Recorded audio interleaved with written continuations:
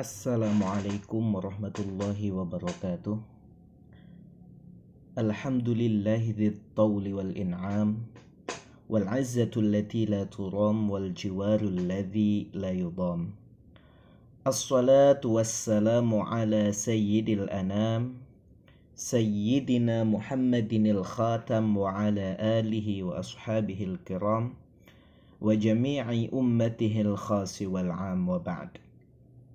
Teman-teman PJJ IAIN Cirebon yang berbahagia, alhamdulillah pada hari ini kita bisa berjumpa pada pertemuan ke-6 di mata kuliah studi hadis, di mana materi kita pada kesempatan kali ini adalah berkaitan tentang ilmu rijalil hadis. Kalau pada pekan yang lalu kita sudah membahas tentang ilmu hadis yang fokus pembahasannya terbagi menjadi dua, ya, secara umum yaitu kajian tentang sanad dan matan. Nah, maka ilmu rijalil hadis adalah salah satu bagian dari ilmu hadis yang secara khusus membahas tentang sanad hadis. Lebih detailnya nanti akan coba kita ulas, ya. Yang pertama, sebagaimana pada pekan yang lalu kita sudah memperhatikan ada satu contoh hadis, ya. Di sini misalnya hadis Bukhari nomor 1, haddatsana al-Humaydi Abdullah bin Zubair qala haddatsana Sufyan qala haddatsana Yahya bin Sa'id al-Ansari qala akhbarani Muhammad bin Ibrahim at-Taimi annahu sami'a Alqamah bin Waqqas al-Laythiyya yaqul sami'tu Umar bin al-Khattab radhiyallahu anhu 'ala al-minbar qala sami'tu Rasulullah sallallahu alaihi wasallam yaqul innamal a'malu binniyati wa innama likulli imri'in ma nawa faman kanat hijratuhu ila dunya yusibuha aw ila imra'ati yunkihuha fahijratuhu ila ma hajara ilaihi. Hadis ini kemudian akan kita bagi bahwa ada yang disebut sebagai sanad dan ada yang disebut sebagai matan sebagaimana sudah kita paparkan pada pekan yang lalu. Nah, mana yang disebut sebagai rijalul hadis? Yang disebut sebagai rijalul hadis adalah orang-orang, person yang terlibat dalam periwayatan. Misalnya dalam hadis tadi ada Khalifah Umar bin Khattab, maka Khalifah Umar adalah rijal dari hadis Bukhari nomor 1 ini. Begitu juga Alqamah bin Waqqas yang mendapat hadis itu dari Khalifah Umar. Begitu seterusnya. Ya, yang kalau kita diagramkan, maka hadis itu akan tampak bahwa Rasulullah Shallallahu Alaihi Wasallam menyampaikan hadisnya, yang hadis itu didengar oleh Khalifah Umar bin Khattab, ya, dan lafadz yang digunakan adalah sami'tu, bahwa Khalifah Umar mendengar, ya. Kemudian dari Khalifah Umar disampaikan oleh Alqamah bin Waqqas. Dari Alqamah bin Waqqas diriwayatkan kepada Muhammad bin Ibrahim, dari Muhammad bin Ibrahim kepada Yahya bin Sa'id al-Ansari, dari Yahya bin Sa'id kepada Sufyan, dari Sufyan kepada Abdullah bin Zubair, al-Humaydi Abdullah bin Zubair. Nah, orang-orang yang terlibat dalam periwayatan inilah yang kemudian nanti disebut sebagai rijalul hadis, ya, orang yang meriwayatkan hadis. Nah, lalu setelah kita paham siapa itu rijalul hadis, maka kita masuk kepada pengertian tentang ilmu rijalil hadis. Di antara pengertian yang diberikan oleh ulama berkaitan dengan ilmu rijalil hadis diantaranya adalah ilmun yu'rafu bihi ruwatal hadithi min haitsu annahum ruwatun lil hadithi. Ilmu yang membahas mengetahui para periwayat hadis dari segi pribadi mereka sebagai periwayat hadis. Artinya ilmu yang berbicara tentang biografi para periwayat hadis. Lebih detail misalnya kita bisa melihat definisi dari Hasbi As-Siddiqi bahwa yang dimaksud dengan ilmu rijalil hadis adalah ilmun yabhatsu fihi an ruwatil hadithi minas sahabati wat tabi'in wa man ba'dahum.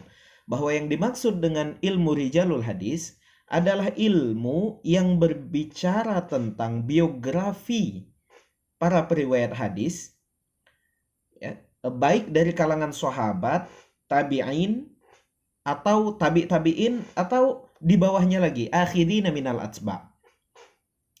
Ilmu rijalil hadis ini kemudian terbagi menjadi dua. Yang pertama ada yang berbicara tentang biografinya, yang memuat usianya berapa tahun, wafatnya tahun berapa, hidupnya di mana, gurunya siapa, muridnya siapa, rihlahnya kemana, berasal dari negeri mana, itu bicara tentang biografinya, tarikhnya. Ada juga nanti ilmu yang berbicara tentang jarah wa ta'dil. Jarah wa ta'dil itu maknanya adalah penilaian para ulama terhadap rawi yang dimaksud. Jadi ilmu rijalil hadis itu senantiasa memuat dua hal. Satu, gambaran baik singkat maupun lengkap tentang riwayat hidup perawi hadis, dan juga penilaian ulama terhadap perawi tersebut. Nah, dalam konteks kali ini kita hanya fokus kepada kajian yang pertama, yakni biografi ulama hadis. Karena jarah wa ta'dil nanti akan kita bahas dalam pertemuan yang tersendiri. Apa pentingnya ilmu rijalil hadis? Dikatakan oleh Imam Sufyan ats-Tsauri, ya, bahwa lamma sta'mala ruwatul kidba ista'malna lahumut tarikha. Ketika, kata Imam Sufyan, ketika seseorang meriwayatkan hadis dan dia berdusta, ya, kalau para perawi menggunakan kedustaan dalam periwayatan hadisnya, maka kami menguji mereka dengan ilmu sejarah.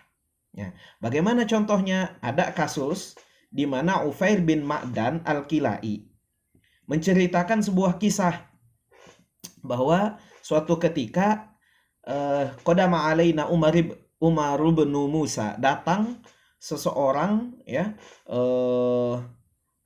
namanya Umar bin Musa. Kemudian kami itu berkumpul kepada orang tersebut di masjid. Nah, kemudian tokoh yang dimaksud bercerita, sesungguhnya telah bercerita guru kamu yang mulia.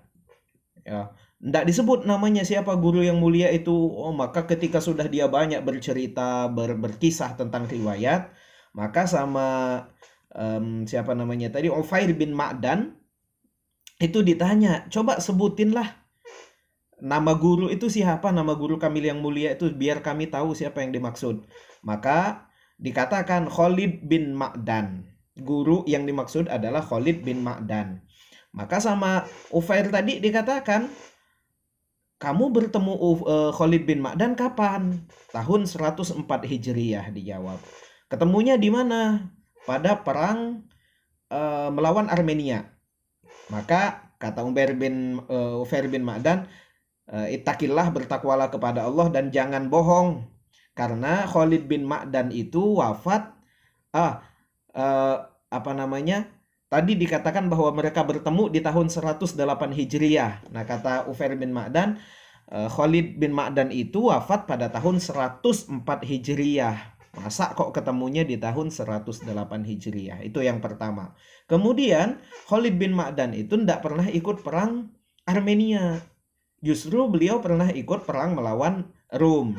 Nah, jadi ini juga yang disitir oleh Imam Ibnu Sirin, bahwa sebelum zaman atba'ut tabi'in,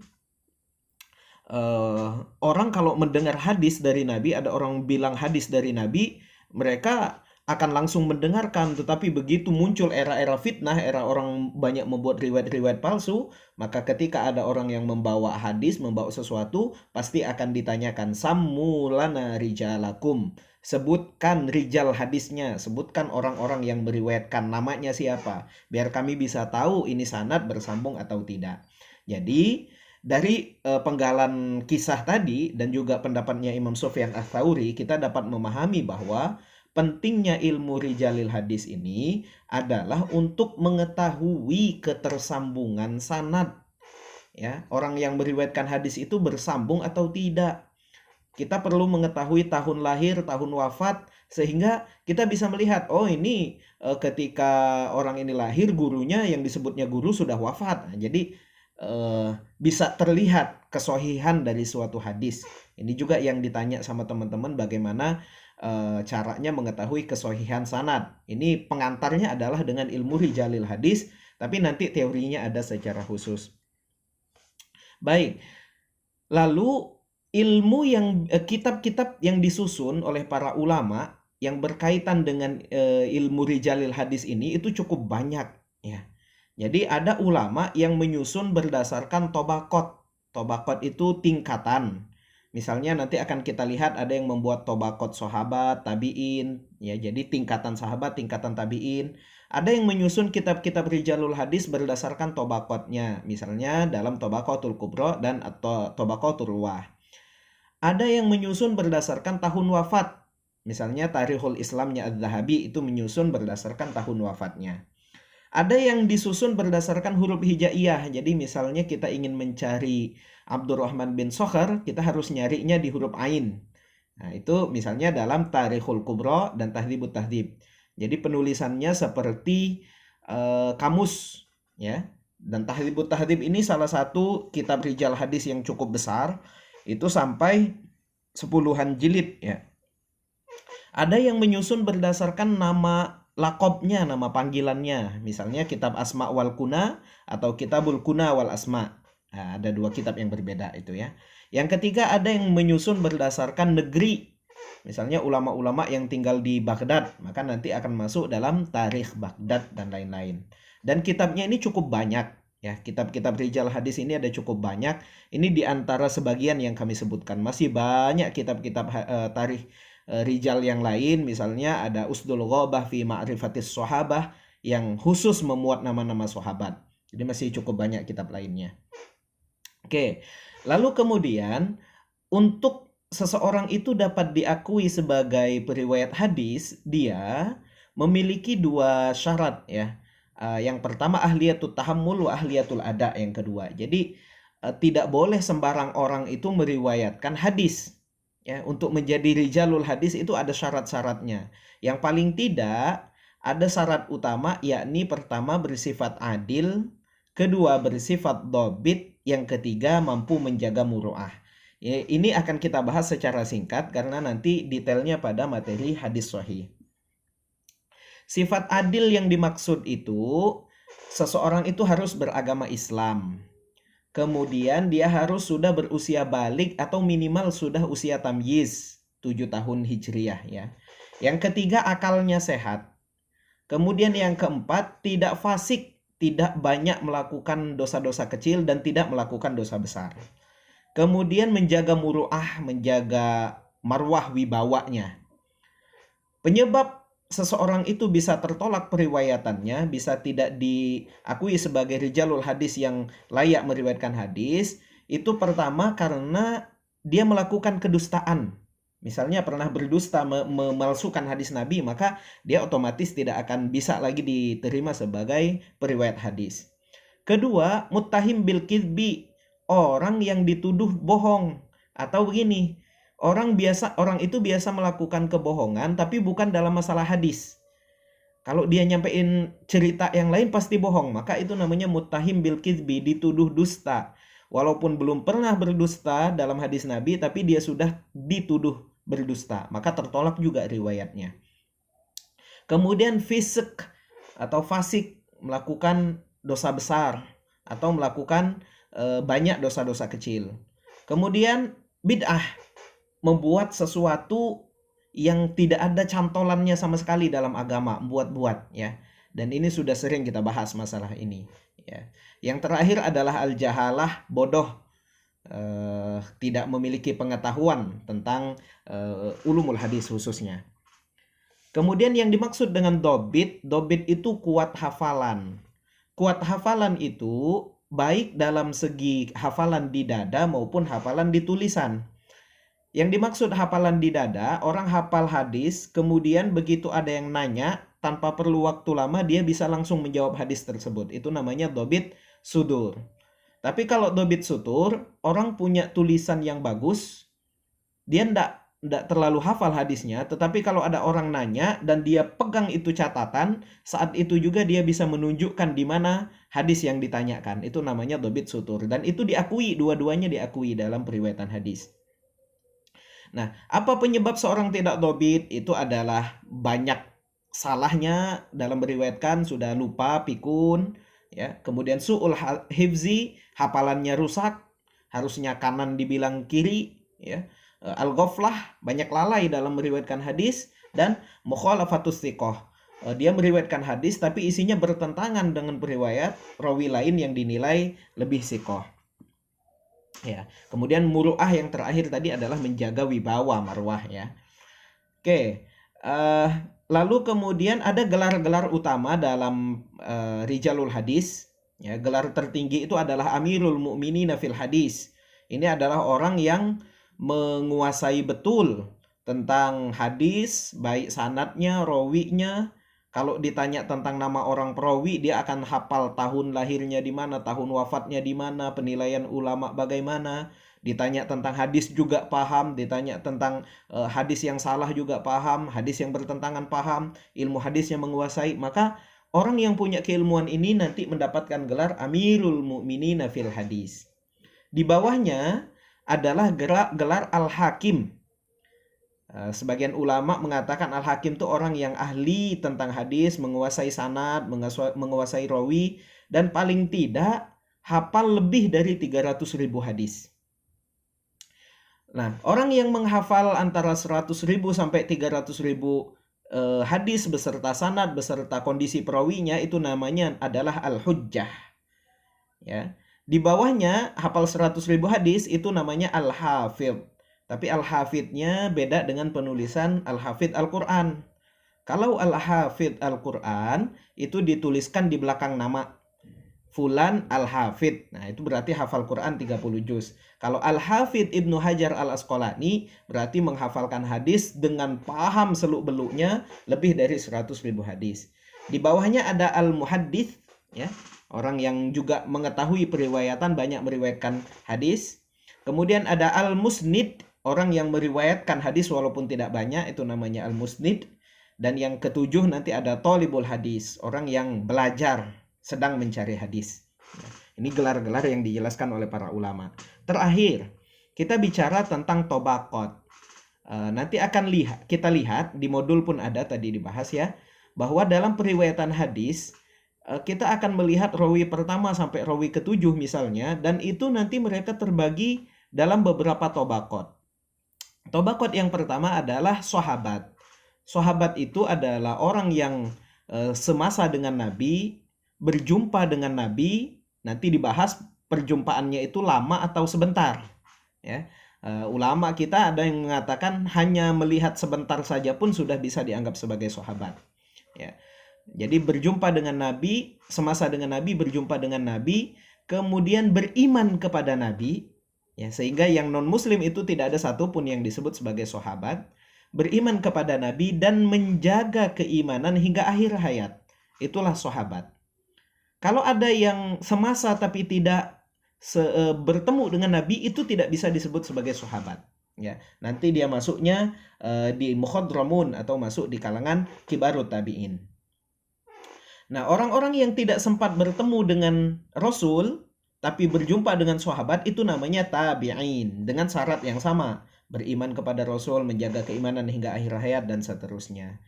Kemudian yang tidak sempat bertemu sahabat namanya adalah atba'ut tabi'in. Ya, atba'ut tabi'in itu tidak sempat bertemu dengan sahabat tapi mereka belajar dengan para tabi'in. Yang terakhir adalah tabi'ul atba'. Orang yang tidak lagi sempat berguru kepada tabi'in tapi berguru kepada muridnya tabi'in atau atba'ut tabi'in. Ini kalau dibagi tobaqot berdasarkan 4. Nanti ada yang membagi tobaqot berdasarkan 5 jenis, 5 kategori, ya, pembagian yang berbeda. Namun kalau ingin dibagi secara utuh, setidaknya dibagi oleh para ulama menjadi 12 tobaqot. Tobaqot yang pertama adalah sahabat, tingkatan yang pertama adalah sahabat. Nah, di bawah tingkatan sahabat ketika Rasul wafat, nah orang-orang yang tidak sempat bertemu dengan Rasul itu masuk dalam kategori kibarut tabi'in. Tabi'in senior, di mana mereka ini memang tidak berjumpa dengan Rasul, tapi banyak berjumpa dengan sahabat-sahabat. Ya, dengan sahabat-sahabat senior masih berjumpa. Nah, ini contohnya misalnya Sa'id bin Musayyab. Nah, ketika para sahabat sudah mulai banyak yang meninggal, maka masuk kategori terbaru bahwa mereka berasal dari kalangan tabi'in yang pertengahan.